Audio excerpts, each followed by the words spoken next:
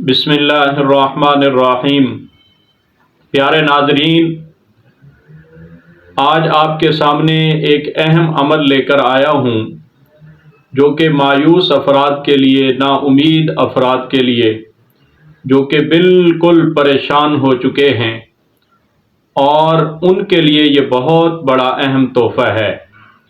دھیان کے ساتھ، غور کے ساتھ سنیں۔ ایسے لوگ جو مقروض ہیں، جن کا کہیں سے قرض اترنے کا کوئی راستہ نظر نہیں آتا، ایسے بیمار لوگ جو بالکل بیماری کے اندر مبتلا ہیں اور ان کو کوئی پتہ نہیں چل رہا، پیسے لگ گئے، دولتیں لگ گئیں، اپنوں نے جواب دے دیا، ذرائع آمدن رک گئے، کوئی راستہ نظر نہیں آتا،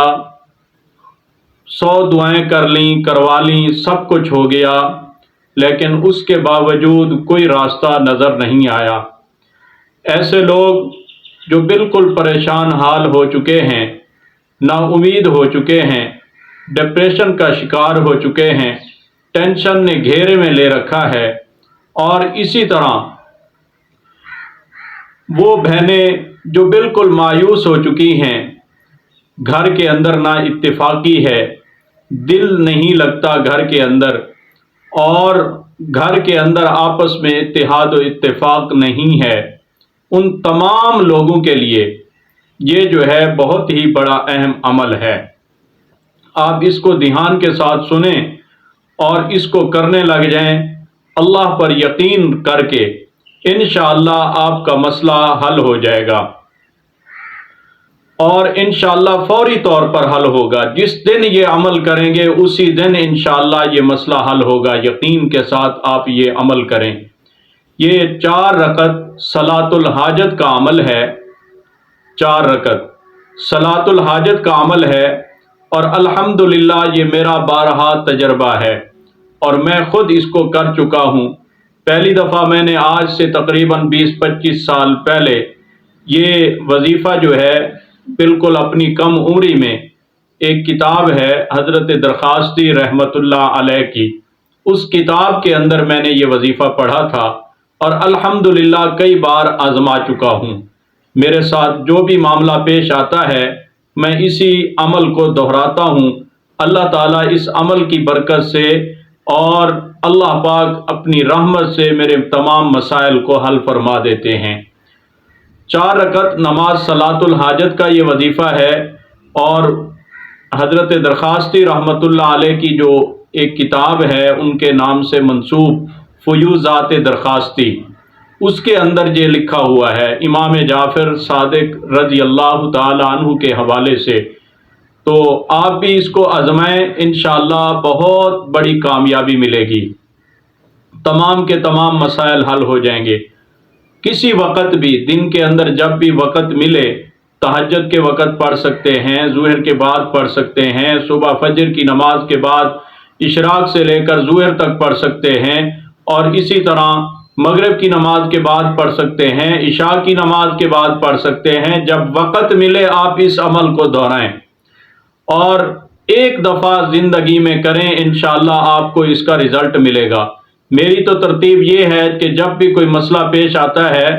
تو میں جمعہ کو اس عمل کو شروع کرتا ہوں اور دوسرے جمعہ تک اس کو مکمل کرتا ہوں۔ الحمدللہ کبھی ایسا نہیں ہوا کہ دوسرے دن یا پہلے دن کام نہ ہوا ہو۔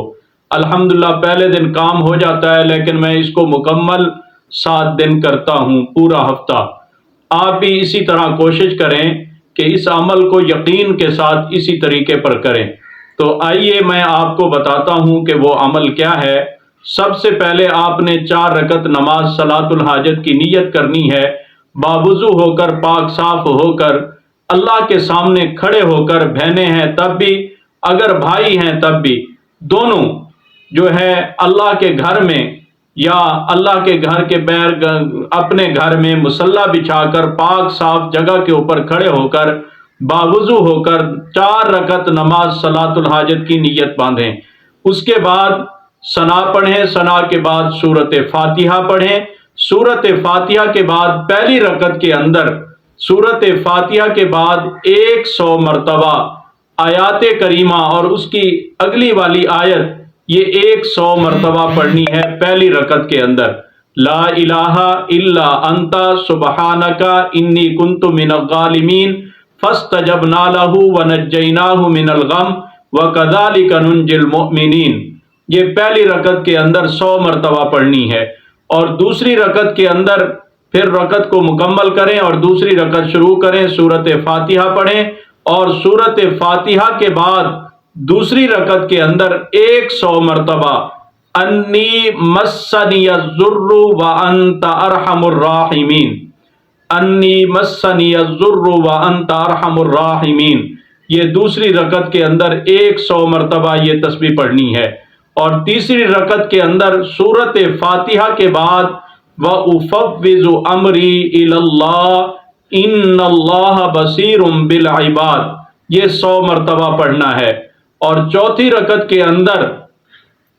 سورۃ فاتحہ کے بعد حسبنا اللہ ونعم الوکیل، حسبنا اللہ ونعم الوکیل، یہ 100 مرتبہ یہ تسبیح پڑھنی ہے، اور اس کے بعد نماز کو مکمل کرنا ہے، سلام پھیرنا ہے، سلام پھیرنے کے بعد آپ نے سجدے میں چلا جانا ہے، سجدے میں جا کر ربی انی مغلوب فانتصر، ربی انی مغلوب فانتصر، یہ 100 مرتبہ سجدے کے اندر گر کر اللہ تعالیٰ سے یہ جو ہے التجا کرنی ہے اور دعا کرنی ہے، اس دعا کو پڑھنا ہے۔ اس کے بعد اٹھ کر بیٹھ جائیں اور اللہ کے سامنے حاضر ہو کر اور اللہ کو اپنے سامنے جان کر یقین کے ساتھ آپ جو ہے اللہ تعالیٰ سے دعا کریں، جو بھی آپ کا مسئلہ ہے، بیٹیوں کے رشتے کا معاملہ ہے، بیٹے کے رشتے کا معاملہ ہے، قرضے کا معاملہ ہے، بیماری ہے، کوئی گھر کے اندر نا اتفاقی ہے، یا کوئی بھی مسئلہ ہے، آپ اللہ تعالیٰ سے دعا کریں، انشاءاللہ اللہ تعالیٰ پہلے ہی دفعہ پڑھنے پر اللہ تعالیٰ آپ کے مسئلے کو حل فرما دیں گے انشاءاللہ۔ آپ اس کو دھیان کے ساتھ سنیں، دھیان کے ساتھ یاد کریں، اور اس کے بعد یہ عمل دہرائیں۔ اگر یہ عمل آپ کو فائدہ دے تو آپ اس فقیر کو بھی اپنی دعاؤں میں یاد رکھیں۔